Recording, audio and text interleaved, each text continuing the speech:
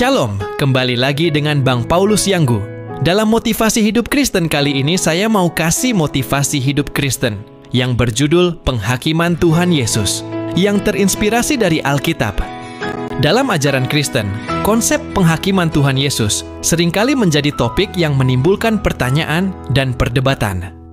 Bagaimana sebenarnya Tuhan Yesus menghakimi manusia? Apakah penghakimannya didasari oleh keadilan semata? Atau ada unsur kasih dan belas kasihan di dalamnya? Artikel ini akan membahas secara mendalam tentang penghakiman Tuhan Yesus terhadap manusia berdasarkan ajaran Alkitab.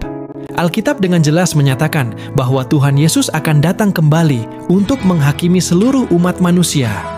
Dalam Yohanes 5:22 dikatakan bahwa Bapa tidak menghakimi siapapun, melainkan telah menyerahkan penghakiman itu seluruhnya kepada Anak. Ini menunjukkan bahwa Tuhan Yesus memiliki otoritas penuh untuk menghakimi manusia. Nah, teman-teman, sebelum kita lanjut, kita lihat dulu videonya bagaimana Tuhan Yesus menghakimi manusia sebagai contoh untuk kita semua, agar hidup sesuai kehendak Tuhan. Ada seorang perempuan yang berjalan, lalu melihat ada kakek tua meminta-minta. Lalu perempuan tersebut menjatuhkan barangnya dan menendang. Lalu tibalah saatnya penghakiman Tuhan Yesus terhadap manusia sesuai perbuatannya masing-masing. Dan dibacakan dalam buku kehidupan yang kekal, perbuatan yang baik dan yang jahat. Nah, perempuan tersebut dihukum atas perbuatannya, sesuai dengan apa yang dilakukannya, dan dibuang ke dalam api neraka. Nah, teman-teman, dasar penghakiman didasarkan pada beberapa hal utama. Iman. Percaya kepada Tuhan Yesus sebagai juru selamat adalah kunci.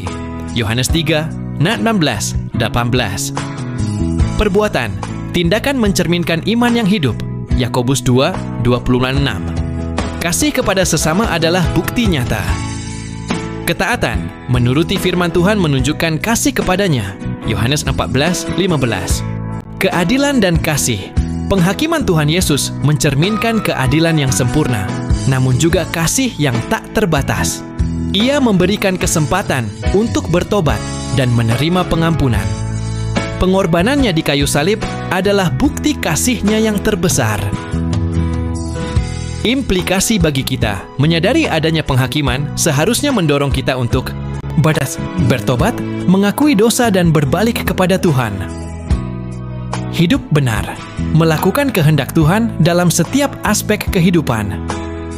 Mengasihi, menunjukkan kasih kepada sesama, seperti Kristus mengasihi kita. Kesimpulan, penghakiman Tuhan Yesus adalah realitas yang serius, namun juga mengandung harapan. Dengan iman, pertobatan, dan kasih, kita dapat menghadapi penghakimannya dengan keyakinan dan damai sejahtera. Nah, teman-teman, demikianlah motivasi hidup Kristen hari ini kiranya kasih Kristus menyertai kita dan hidup menurut kehendaknya Tuhan. Shalom, salam sejahtera untuk kita semua.